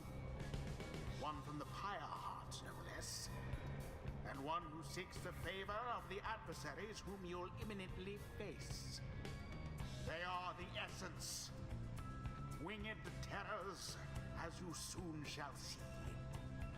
Can your longing for freedom match their hatred for the vibrant country that was once your home? From a distance, you observe Pamitha, now clad in the Nightwing raiments, heads towards your adversaries in the rights. You, what sort of heathen harp would dare take wing against us? Your new companion loosens the bindings on her mask. Hello there, Tamitha. Pamitha's blood sister stares back at her for a while before responding.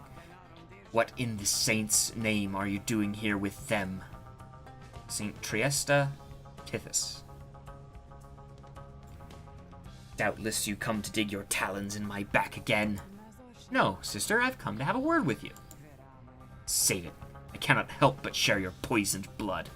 But I shan't ever count you as my sister. You expected me to believe you came all this way for talk. You waste your time as ever. What's life if not a waste of time, dear sister? Give me a chance, why don't you? What do you even have to lose anymore? Besides, I've come a long way. Silence. You shan't have come here, and the time for talk is long past.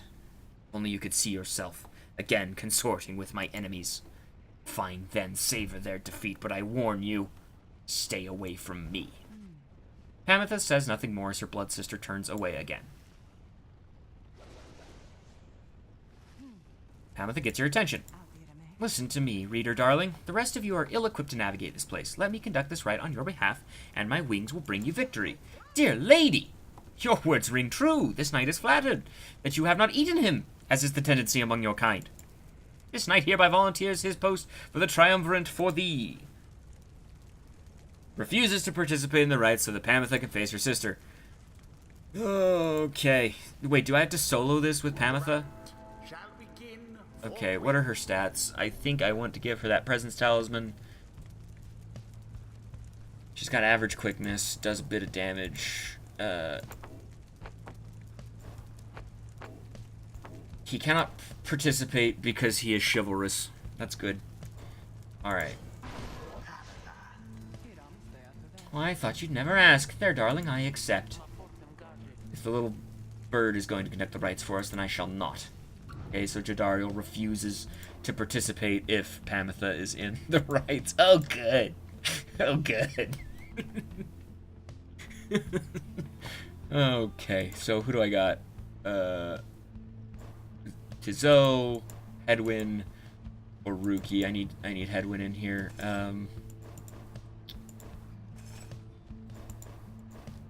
You take this. You can count on me, my friend. Ruki, Lei, or Tizo. I need to use Lei.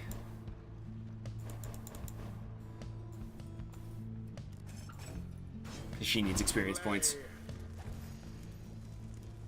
Why don't we all have wings? I want to have wings too. The choice is cast. Come then, sister. Perhaps when we are finished here, you'll spare a moment of your time. I shan't be tricked again by you, Pamitha. How poetic that we meet here in the downside. I can think of nowhere else that I would rather see you rot for what you did to our people and to me. Pamitha seems to sense your presence and catches your attention. Well, hello there, reader darling. If I'm to be at your mercy in all this, I'd like it very much if you could minimize how often I'll wallow in a state of banishment. Quickly, let me show you how the Sisters of the Highwing Remnants can do. W to fly. You put yourself amidst a feud between two sisters? That seems entirely unwise. Even for you. Tread lightly around that exiled Pamitha. Her kind's all but forgotten Saint Triesta's grace.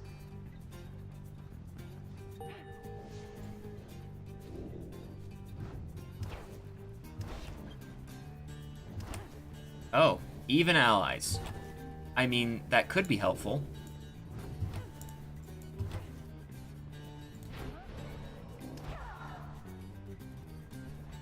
When tackling, Pamitha cannot be banished. Alright, alright.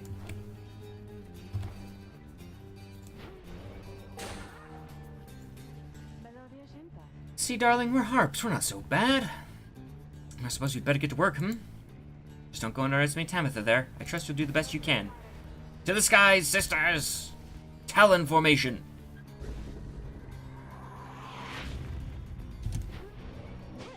Oh, wait.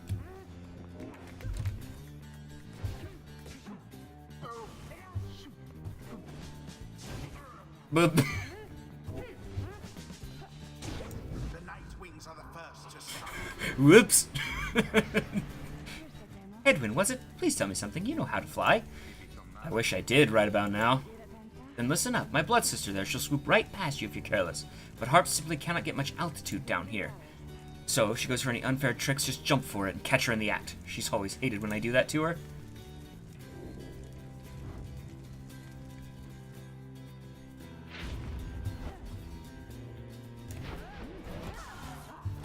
Yes.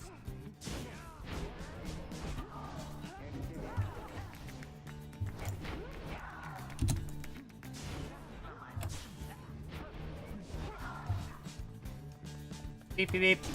Their pyre sputters.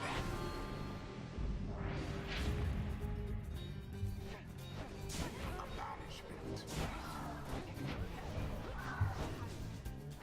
Boy, these people are bad at not falling into the fire.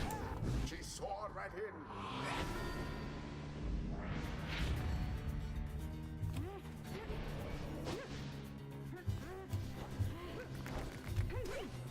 Ouch. How comical.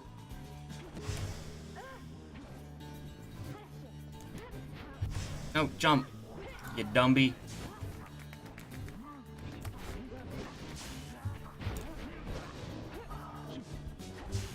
No, you don't. Wow, this is a garbage fire and a half. They just keep falling into the fire. Lay douse the flame.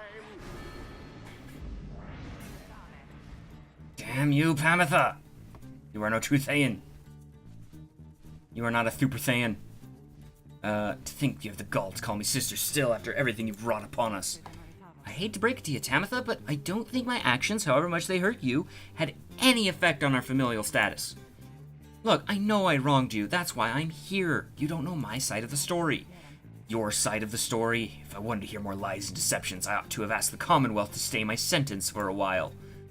Well, if you've come all this way to face me, Pamitha, then come and do it. You and me.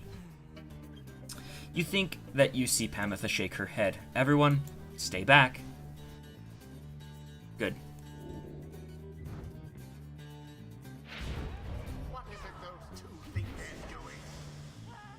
The rights are not the place to settle petty, sir.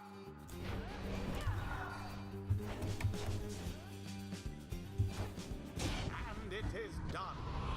Alright, cool. The you-know-who prevailed. Their hapless adversaries stood no chance. Thanks, Squidward. The ceremony is complete. I appreciate the vote of confidence. You Commonwealth filth. Only through that traitor's help could you have beaten us. You postponed the coming of our liberty. But we are ever patient, and our sisters on the other side shall have their day with or without my aid. Tamitha, wait, please. You found good company here, Pamitha. May you wither here with them. I hope sincerely we shan't ever meet again.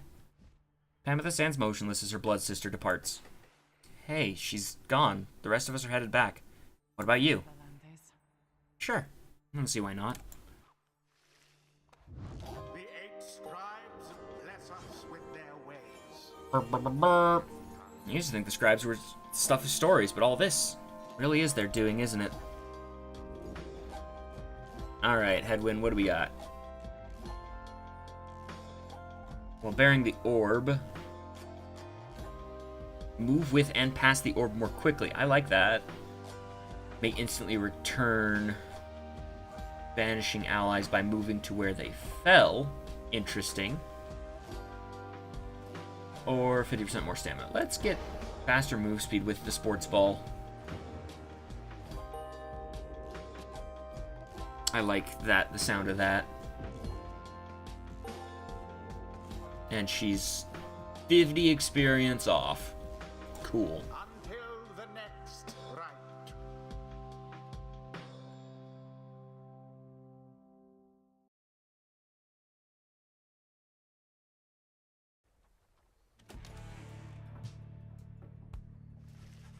After prevailing over the essence rather decisively, you and the others return to your wagon and consider your next move, and how best to integrate Pamitha into the group.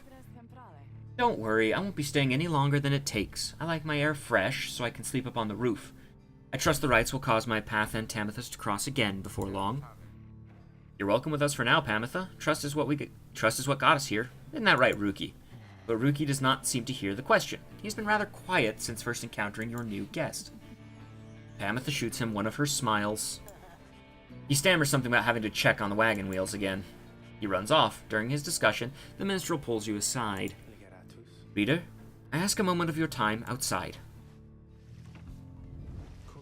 There's somewhere I may ask we go here in Black Basin, Reader, by your leave, of course, and provided the stars allow it. Would you look upon them for us, please? So do I ever... I have a feeling I'm still, like, early on in the game, but I'm wondering if I ever get to, like, have a choice between places of where I want to go. Blue, the Vernal Star. The Vernal Star burns bright over the densest woods in the Black Basin.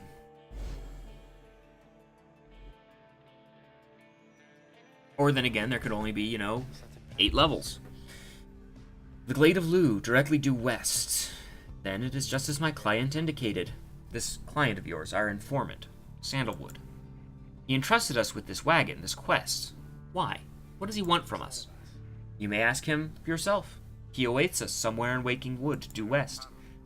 How do we find him? He shall find us. It seems you are soon to finally meet Sandalwood. At dawn, you shall have to cross a single narrow path leading west, where he supposedly awaits. I get to talk to Pamitha. You approach Pamitha, who has kept to herself since she joined your small band. You sense she is unaware of you as she preens her flight feathers, then she speaks up before you can do the same. Come to check up on me, reader darling? In those first moments when we met, the lack of confidence which you related to that nice Headwind boy. It's understandable you'd not see past these wings. One of your kind's ancient enemies just happens to insert herself into your group, and you just go with it? However, I assure you that my motives are plain. You'll see, I have business with my blood sister Tamitha, and nothing more. You briefly met, I think. She's quite a catch. As to the little quibble between us, well, it's a long story all in all, one that, frankly, is no one's business but hers and mine. Surely we'll run into her again, maybe soon, but in time, and we have the rest of our long lives to wait. Anyway, happy to aid you in your quest, until such time, especially to the extent that it aids me in mine. A simple exchange. Until then, stay vigilant, darling. You needn't concern yourself with small talk with someone like me, and besides, we harps have a saying. Liars abound. She swoops away before you can respond. Do they just like Pamitha's moonshine. Kept close at hand on the off chance of a good occasion or a very bad one. So she's a drunk. Oh, I drank it. I drank them. Oh, no. This is what I get for clicking on things.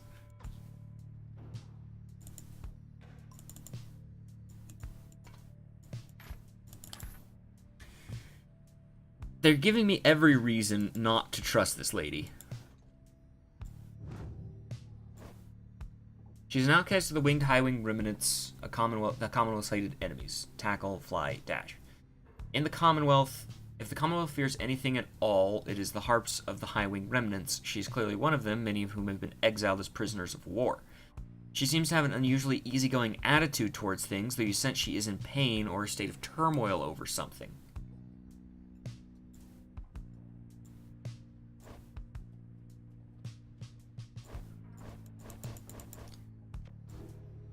Huh. Can I do anything here? No, I want to What's up? So then, we back on solid land or something like it? This must be Black Basin. Flames and noxious fumes on one side, suffocating forest on the other. Lovely, lovely place. So good of you to take me here. You truly would pursue those blasted stars to the farthest corners of the land, it seems. I thought, though, I had better cease my blasphemy, or else the scribes themselves might descend from up on high and strike me with another much-deserved penalty. The thrill of such transgressions, reader. Sometimes it keeps me going. Not that I have any real choice. Now, we'd best get back to our normal business, as it were. Farewell then for now, reader. Alright, moving right along. Once we get to the next area, or before the next right, I think I'm going to call it. But we'll see what story does. The wagon hits a snag, descending the black crags. The wheel is stuck. Jodariel is not pleased. First that blasted little bird, now this. But you lack Jodariel's raw strength. You join in as she attempts to dislodge the wagon. At last, with a roar and a heave, she forces the wagon back onto solid ground.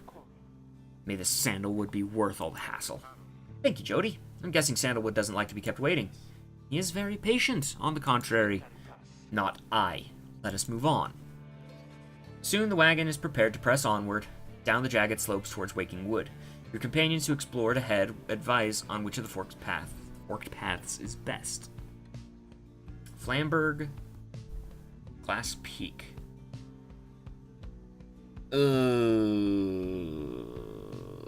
Money or a talisman, but I know that siding with Pamitha will definitely make Jodariel hate me.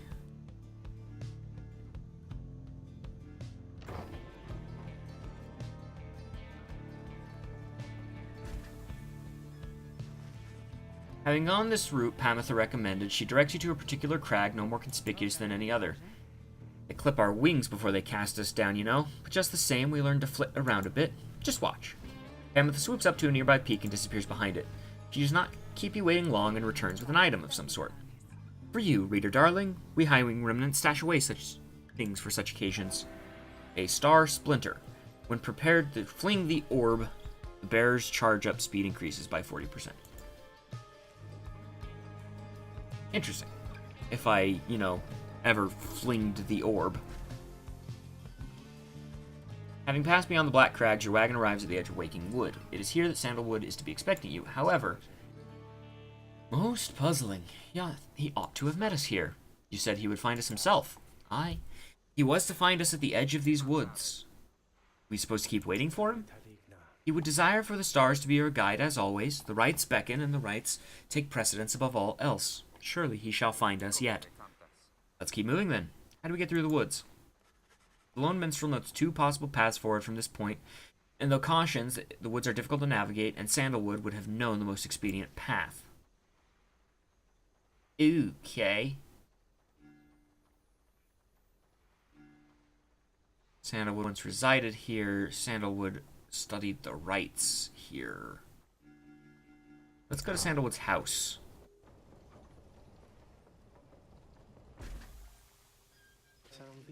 Sandalwood has led a long life, compared with any of you at least. In the latest years of his exile, he became rather reclusive for a variety of reasons he shall no doubt explain.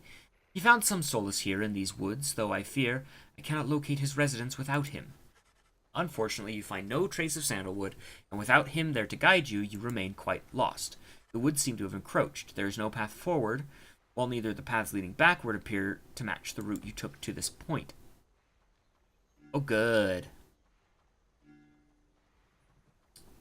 Ashen grounds amid the Waking Wood, a southern path through the Waking Wood. Let's follow Tizo. Tizo seems to be a good boy. Wait, no, last time I followed Tizo, bad things happened. The woods are so disorienting at this point you decide to break for camp and survey the surroundings for any clues. Perhaps later there shall be time to pursue your vocation. The Beyonder Crystal seeks Jodariel. Yes!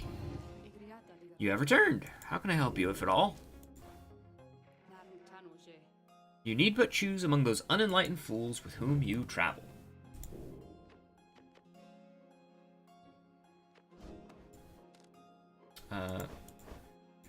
Jody, you get quickness.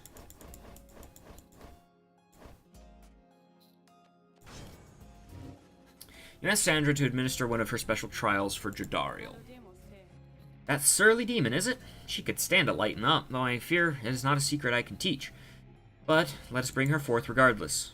Soon, Jodariel appears in heed of the summons. What is the meaning of this, reader? Special trial!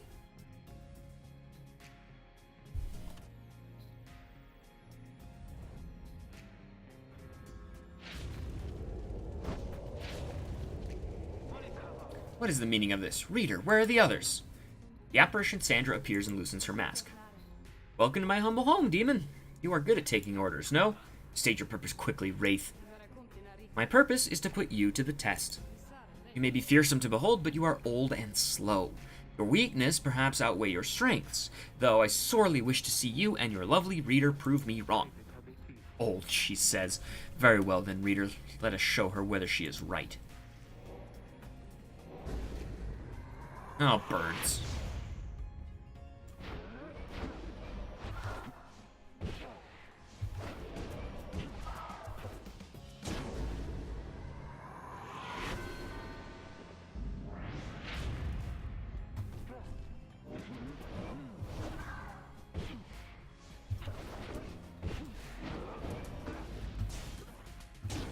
Yang.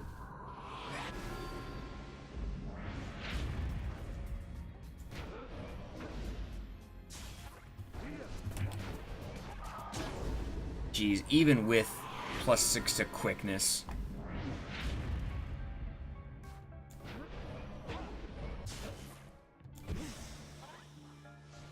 Oh, that vanished. Cool. Good job, Jody.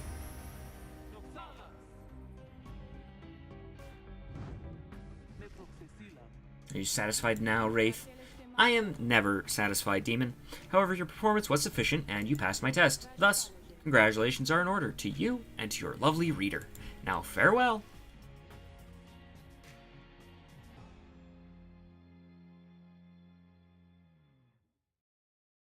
I like Sandra.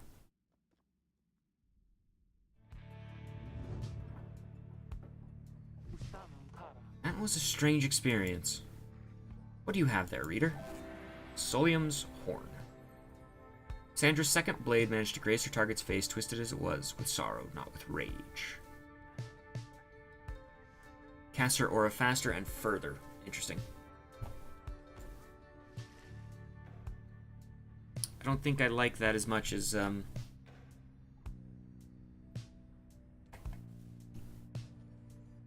Then again, I don't think I've really even noticed anything about Ruki's talisman. You find nothing of interest while sifting through the tall underbrush of the underthicket, but then... What is it, Tizo? Tizo seems to have found a clue to the whereabouts of the lone minstrel's client. The little imp brings you a strip of bark that does not seem unusual at first until you notice a message carved on the inside. A sturdy strip of "Come to Cinderroot S." So it's some kind of message from the Sandalwood guy. Seems that way. On to which way to Cinderroot? It's due northwest. Perhaps we can set forth early tomorrow when the woods are still. Good news. Everyone, rest up. Big day coming up. Vocation. What buffs can we get? You find a relatively quiet clearing to study the Book of Rites with undivided attention. Through great reading comes the Reader's influence. Each point of glory raises how much your exiles deal. Right. Master the other aspects of the book to unlock this? What? Oh, are these permanent buffs? Huh. You attune yourself to the strange mystical properties. Inspiration comes to you in a flash, whether from the book or from within, you cannot tell. Tenacity.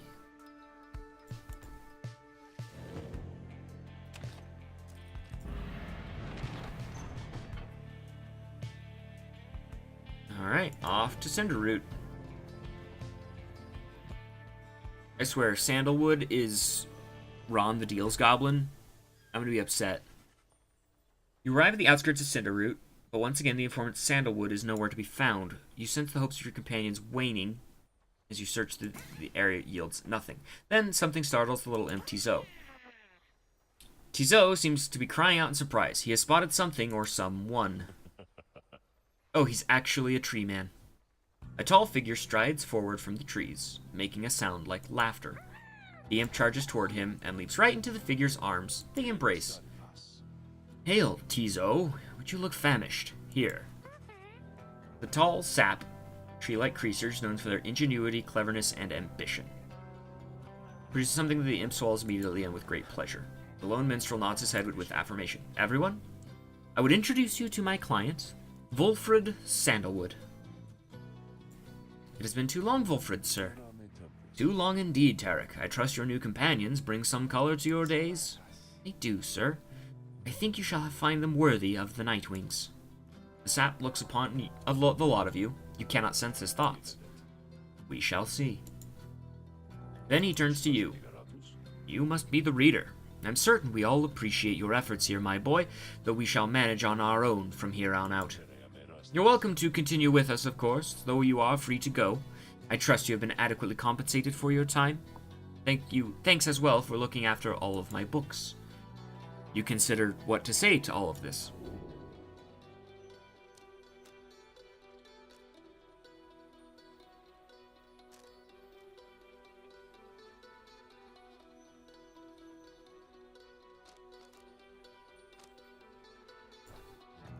You stand your ground, meeting Wolfred's steady gaze, and assert to him that you do not feel your commitments to and from this group have yet been satisfied. Hold on. Wolfred, sir, I'm Hedwin. My companions and I are the one who answered your call. We followed the signs you left for us, and now we're here thanks to you, and also to this reader. Not just a reader, he's our friend. My friend. He's not disposable. We made him a promise, and our freedoms are now intertwined. Wolfred smirks at this. Freedom's not something to be traded or exchanged, my boy. I'd hoped that you'd have come to grasp this much by now. He breathes a sigh. It seems we've started off on the wrong foot. It is not my wish to sour the occasion, for there's much to do. You have a right you need to get do you not? I'll come along, though I shall not interfere, for it seems you have a kinship with this reader of yours. Now, then, Tarek? Aye, Wolfred, sir? Come, let's have a chat. Of course, sir. Wolfred strides towards the black wagon, which must have belonged to him. You sense many conflicting emotions among your companions. Wolfred Sandalwood has joined you. He knows much of the rights. Tree Man.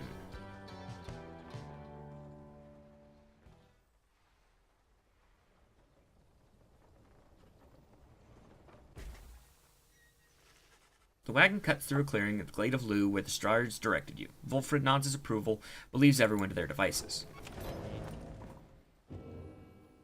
Page revealed the demon. Emperor Myrrh.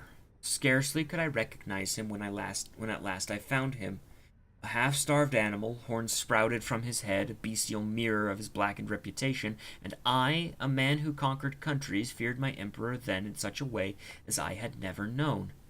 My charge had been to slay this man, but when I discovered him, he was already fighting for his life. The little imp Haoub proved of little help against the Sisters of the Arch, whose entire lives were culminating in this instant. I was unable to watch. My heart ached with such pity for the man, and for the love I felt for him when I had served him, that I sprang to his defense.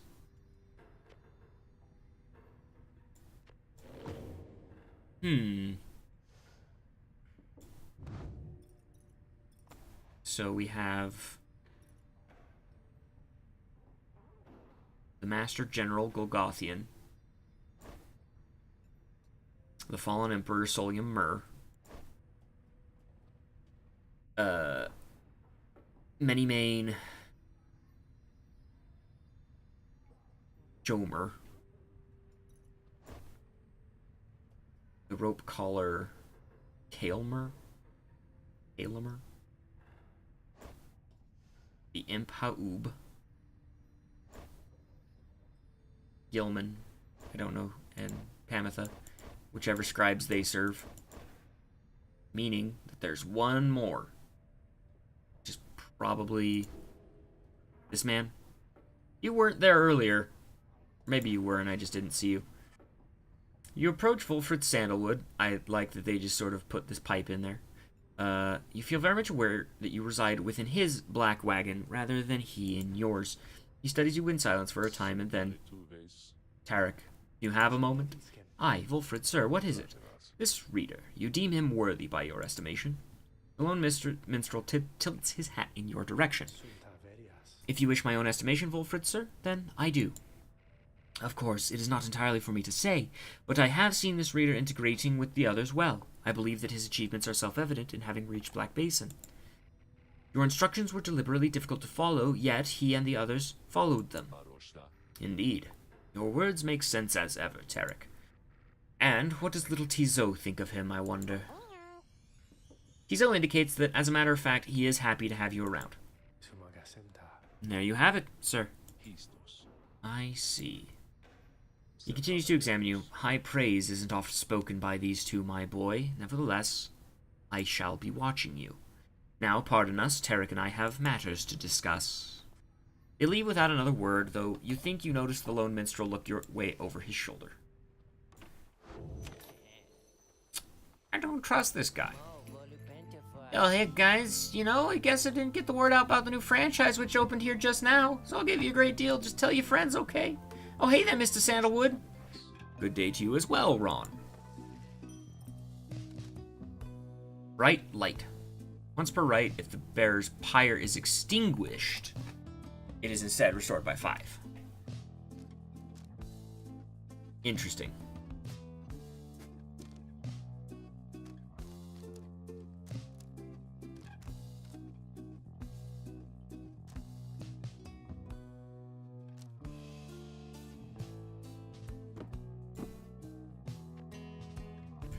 Alright. You leaving so soon, guys? Alright, game autosaves so I can quit here. Because I think it's been 2 hours? Yeah, it's been about 2 hours. Ooh, and I can't do voices for that long. I'm not even doing a lot of voices. Anyways. Freedom can wait. Freedom can wait. So, hey, thanks for tuning in. I am enjoying this game, and I can't wait to cry about fantasy football. But, until then, I'll be back on Friday, and I don't know what I'll be streaming then. I'll figure something out. It might be a Bloodborne or a Monster Hunter, maybe Hyrule Warriors. Who knows? I'll figure something out. Maybe I'll just do my 14 dailies again. But regardless, I need to find a song to play during the end credits. Go here. Go here. Wait, no. Yeah, sure, this one. All right. So we'll see you around.